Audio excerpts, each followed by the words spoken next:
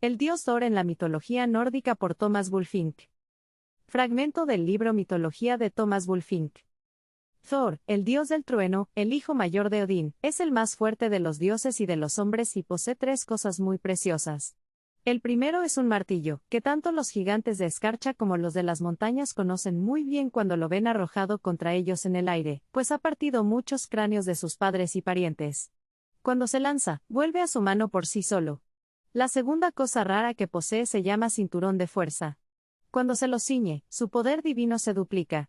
El tercero, también muy preciado, son sus guantes de hierro, que se pone cada vez que utiliza su mazo con eficacia. Del nombre de Thor se deriva nuestra palabra Thursday, el día jueves en castellano.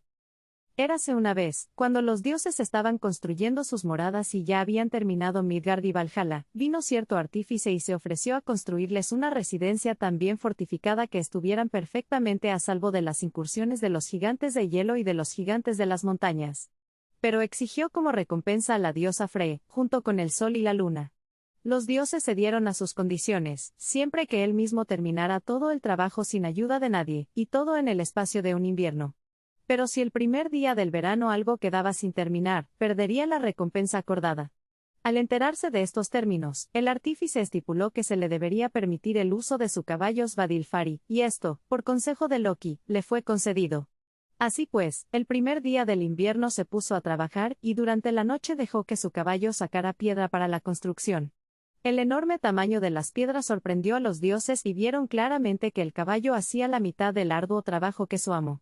Su trato, sin embargo, había sido concluido y confirmado por juramentos solemnes, porque sin estas precauciones un gigante no se habría considerado seguro entre los dioses, especialmente cuando Thor regresara de una expedición que había emprendido entonces contra los demonios malvados. Cuando el invierno llegó a su fin, el edificio estaba muy avanzado y los baluartes eran lo suficientemente altos y macizos para hacer el lugar inexpugnable. En fin, cuando faltaban solo 3 días para el verano, lo único que quedaba por terminar era la puerta de entrada. Entonces los dioses se sentaron en sus asientos de justicia y entraron en consulta, preguntándose unos a otros quién de ellos podría haber aconsejado entregar a Freya o sumergir los cielos en oscuridad permitiendo que el gigante se llevara el sol y la luna. Todos estuvieron de acuerdo en que nadie más que Loki, el autor de tantas malas acciones, podría haber dado tan malos consejos y que debería ser condenado a una muerte cruel si no ingeniaba alguna forma de impedir que el artífice completara su tarea y obtener la retribución estipulada.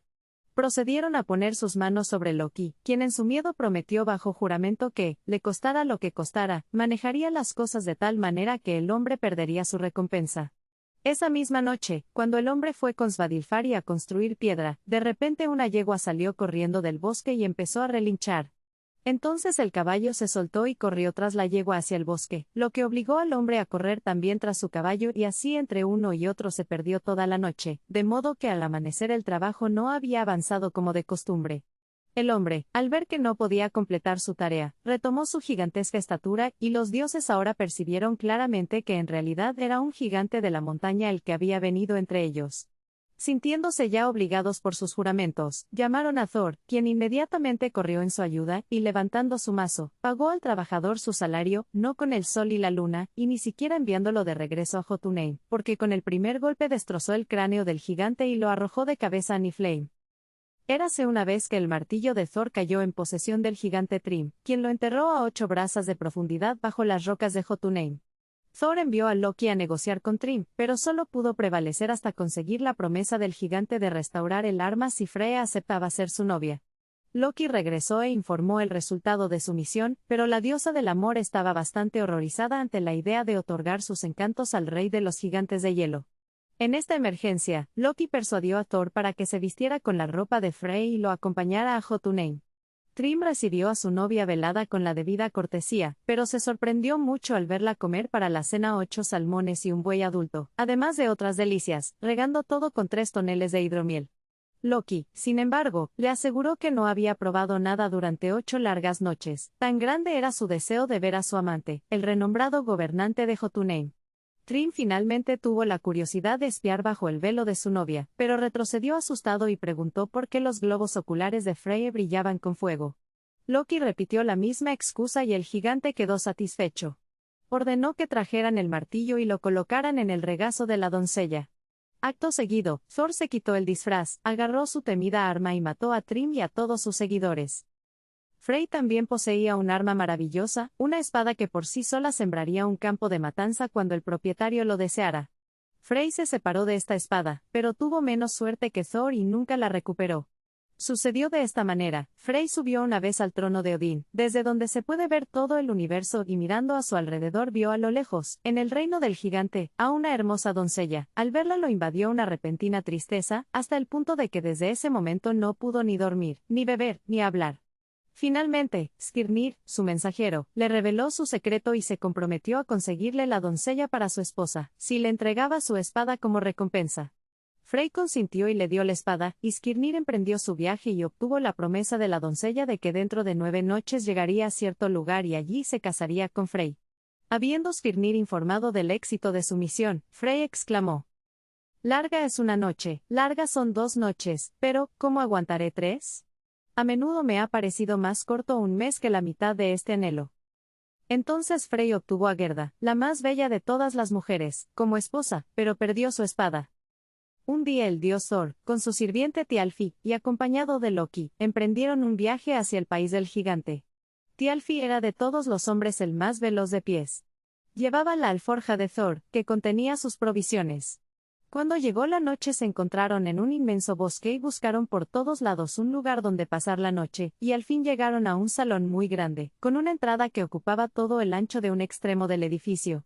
Allí se acostaron a dormir, pero hacia medianoche los alarmó un terremoto que sacudió todo el edificio. Thor, levantándose, llamó a sus compañeros a buscar con él un lugar seguro. A la derecha encontraron una cámara contigua, a la que entraron los demás, pero Thor permaneció en la puerta con el mazo en la mano, preparado para defenderse, pasara lo que pasara. Un terrible gemido se escuchó durante la noche, y al amanecer del día Thor salió, y encontró tendido cerca de él a un enorme gigante, que dormía y roncaba de la forma que tanto los había alarmado. Se dice que por una vez Thor tuvo miedo de usar su mazo, y cuando el gigante pronto despertó, Thor se contentó con simplemente preguntar su nombre. «Mi nombre es Skrimir», dijo el gigante, «pero no necesito preguntar tu nombre, porque sé que eres el dios Thor. ¿Pero qué ha sido de mi guante?». Thor entonces percibió que lo que habían tomado durante la noche por un salón era el guante del gigante, y la cámara donde sus 2 compañeros habían buscado refugio era el pulgar. Skrimir entonces propuso que viajaran en compañía, y Thor consintió. Se sentaron a desayunar, y cuando terminaron, Skrimir metió todas las provisiones en una cartera, se la echó al hombro y caminó delante de ellos, llevando avances tan tremendos que les resultó difícil seguirle el ritmo. Así que viajaron todo el día y, al anochecer, Skrimir eligió un lugar para pasar la noche bajo un gran roble. Skrimir luego les dijo que se acostaría a dormir. «Pero toma la alforja», añadió, «y prepara tu cena». Skrimir pronto se quedó dormido y empezó a roncar fuertemente, pero cuando Thor intentó abrir la alforja, descubrió que el gigante la había atado tan fuerte que no podía desatar ni un solo nudo. Al final, Thor se enojó y, agarrando su mazo con ambas manos, asestó un furioso golpe en la cabeza del gigante. Skrimir, al despertar, se limitó a preguntar si no le había caído una hoja sobre la cabeza, si habían cenado y estaban listos para irse a dormir. Thor respondió que simplemente se iban a dormir, y diciendo esto fue y se acostó debajo de otro árbol. Pero esa noche Thor no pudo dormir, y cuando Skrimir volvió a roncar tan fuerte que el bosque resonó con el ruido, se levantó y, agarrando su mazo, lo lanzó con tal fuerza al cráneo del gigante que le hizo un profundo agujero. Skrimir, al despertar, gritó: «¿Qué pasa? ¿Hay algún pájaro posado en este árbol? Sentí caer sobre mi cabeza un poco de musgo de las ramas». «¿Cómo te va, Thor?». Pero Thor se fue apresuradamente, diciendo que acababa de despertarse y que como era solo medianoche, todavía había tiempo para dormir. Él, sin embargo, resolvió que si tenía la oportunidad de asestar un tercer golpe, eso debería arreglar todos los asuntos entre ellos.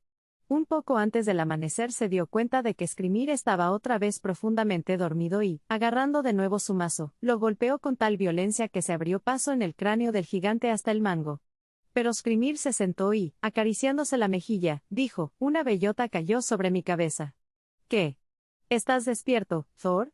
Creo que es hora de que nos levantemos y nos vistamos, pero ahora no os queda un largo camino por delante hasta la ciudad llamada Utgard.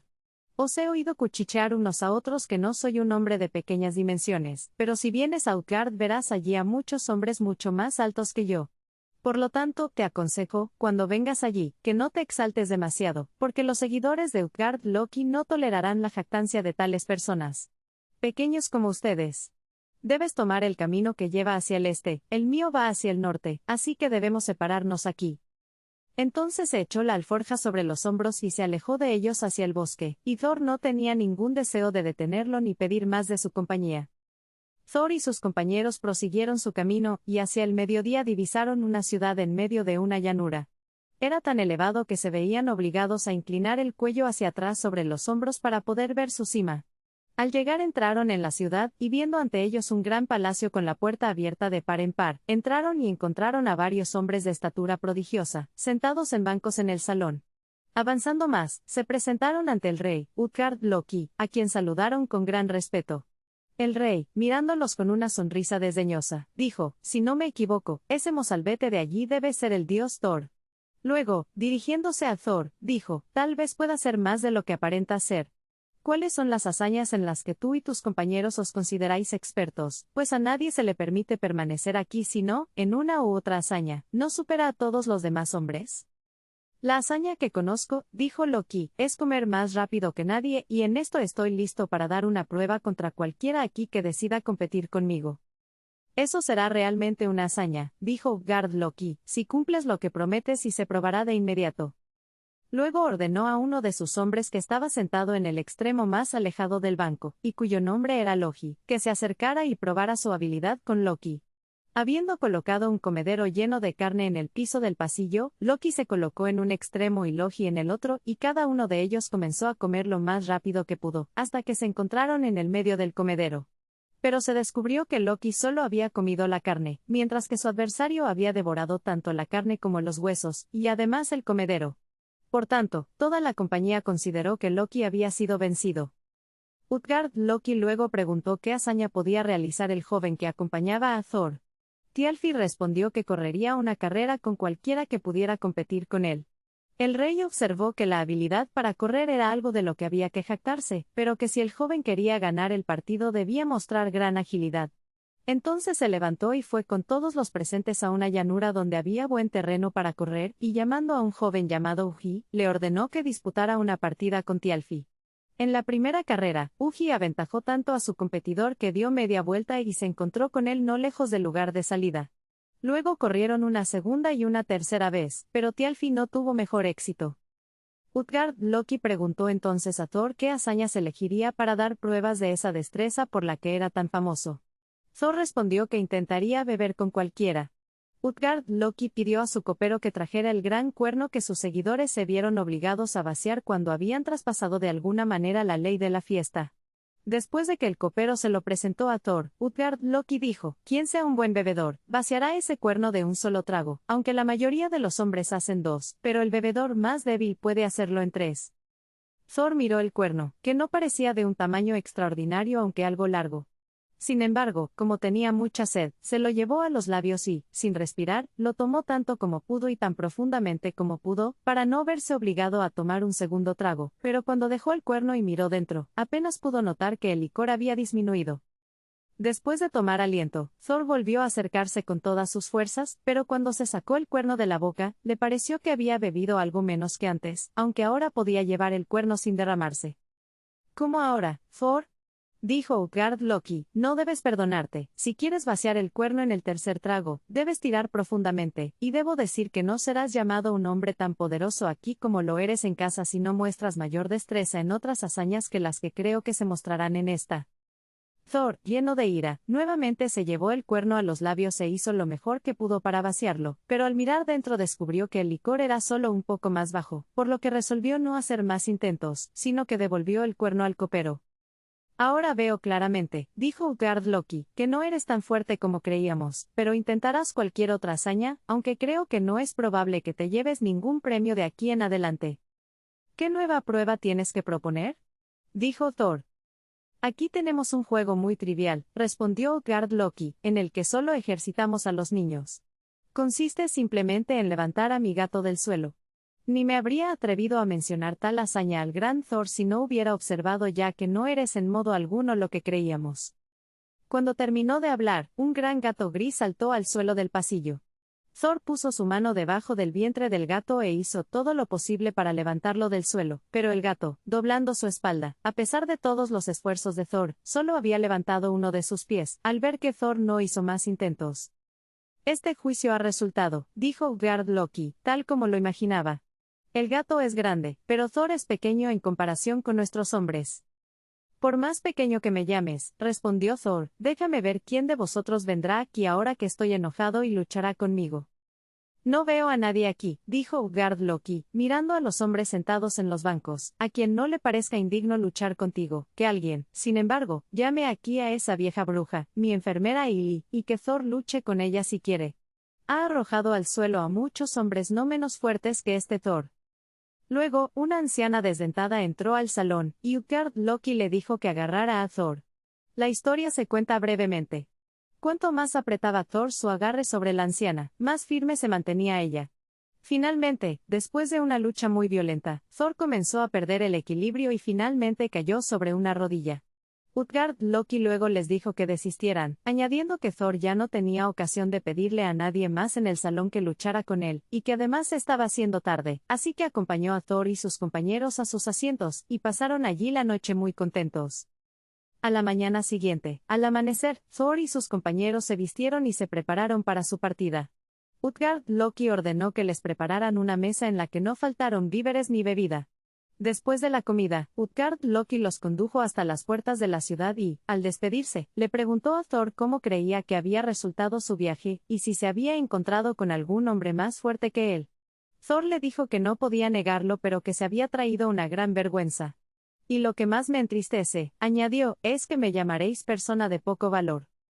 No, dijo Utgard Loki, me corresponde decirte la verdad, ahora que estás fuera de la ciudad, en la que, mientras yo viva y me salga con la mía, nunca volverás a entrar. Y, a fe mía, si hubieras sabido de antemano que tenías tanta fuerza en ti, y que me habrías llevado tan cerca de una gran desgracia, no te habría dejado entrar esta vez. Sepa entonces que siempre le he engañado con mis ilusiones, primero en el bosque, donde até la cartera con alambre de hierro para que no pudieras desatarla. Después de esto me diste 3 golpes con tu mazo, el primero, aunque el menor, hubiera acabado mis días si hubiera caído sobre mí, pero resbalé y tus golpes cayeron en la montaña, donde encontrarás 3 cañadas, una de ellas notablemente profunda. Estas son las abolladuras hechas por tu mazo. Ilusiones similares he hecho uso en los concursos que has tenido con mis seguidores. En el primero, Loki, como el hambre misma, devoraba todo lo que se le ponía delante, pero Loki en realidad no era más que fuego, y por tanto consumía no solo la carne, sino el abrevadero que la contenía. Uji, con quien Thialfi competía en la carrera, era pensamiento, y a Thialfi le era imposible seguir el ritmo. Cuando tú, a tu vez, intentaste vaciar el cuerno, realizaste, a fe mía, un acto tan maravilloso que, si no lo hubiera visto yo mismo, nunca lo habría creído. Porque un extremo de aquel cuerno llegaba al mar, de lo cual no sabías, pero cuando llegues a la orilla percibirás cuánto se ha hundido el mar con tus caladas. Realizaste una hazaña no menos maravillosa al levantar al gato, y a decir verdad, cuando vimos que una de sus patas se levantaba del suelo, todos nos quedamos aterrorizados, por lo que tomaste por un gato. Era en realidad la serpiente de Midgard que abarca la tierra y estaba tan estirada por ti que apenas le alcanzaba para encerrarla entre su cabeza y su cola. Tu lucha con Ili también fue una hazaña asombrosa, porque nunca hubo ni habrá un hombre a quien la vejez, porque así era Ili, tarde o temprano no derribará. Pero ahora que nos vamos a separar, déjame decirte que será mejor para los dos que no vuelvas a acercarte nunca más a mí, porque si lo hicieras, volveré a defenderme con otras ilusiones, para que tú solo pierdas tu trabajo y no obtendrás fama por competir conmigo. Al escuchar estas palabras, Thor, furioso, agarró su mazo y lo habría lanzado hacia él, pero Utgard Loki había desaparecido, y cuando Thor habría regresado a la ciudad para destruirlo, no encontró nada a su alrededor excepto una llanura verde. Las naciones del norte creían firmemente que llegaría un momento en que toda la creación visible, los dioses de Valhalla y Niflheim, los habitantes de Jotunheim, Alfheim y Midgard, junto con sus viviendas, serían destruidos. Sin embargo, el terrible día de la destrucción no estará exento de precursores. Primero vendrá un invierno triple, durante el cual caerá nieve de los 4 rincones del cielo, la escarcha será muy severa, el viento cortante, el tiempo tempestuoso y el sol no impartirá alegría. 3 de estos inviernos pasarán sin ser atenuados por un solo verano. Luego seguirán otros 3 inviernos similares, durante los cuales la guerra y la discordia se extenderán por el universo. La tierra misma se asustará y comenzará a temblar, el mar abandonará su cuenca, los cielos se desgarrarán, los hombres perecerán en gran número, y las águilas del aire se deleitarán con sus cuerpos aún temblorosos. El lobo Fenris romperá ahora sus ataduras, la serpiente de Midgard surgirá de su lecho en el mar y Loki, liberado de sus ataduras, se unirá a los enemigos de los dioses. En medio de la devastación general, los hijos de Muspelheim se precipitarán bajo su líder Surtur, delante y detrás de quien hay llamas y fuego ardiente. Luego cruzan Bifrost, el puente arcoíris, que se rompe bajo los cascos de los caballos. Pero ellos, sin tener en cuenta su caída, dirigen su rumbo hacia el campo de batalla llamado Vigrid.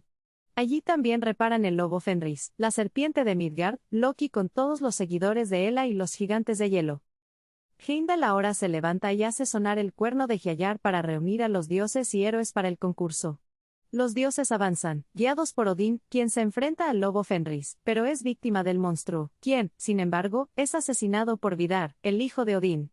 Thor adquiere gran fama al matar a la serpiente de Midgard, pero retrocede y cae muerto, asfixiado por el veneno que el monstruo moribundo vomita sobre él. Loki y Heimdall se encuentran y luchan hasta que ambos mueren. Habiendo caído los dioses y sus enemigos en la batalla, Surtur, que ha matado a Freyr, lanza fuego y llamas sobre el mundo y el universo entero se quema. El sol se oscurece, la tierra se hunde en el océano, las estrellas caen del cielo y el tiempo ya no existe. Después de esto Alfadur, el Todopoderoso, hará surgir del mar un cielo nuevo y una tierra nueva. La nueva tierra llena de abundantes suministros producirá espontáneamente sus frutos sin trabajo ni cuidado. La maldad y la miseria ya no serán conocidas, pero los dioses y los hombres vivirán felices juntos.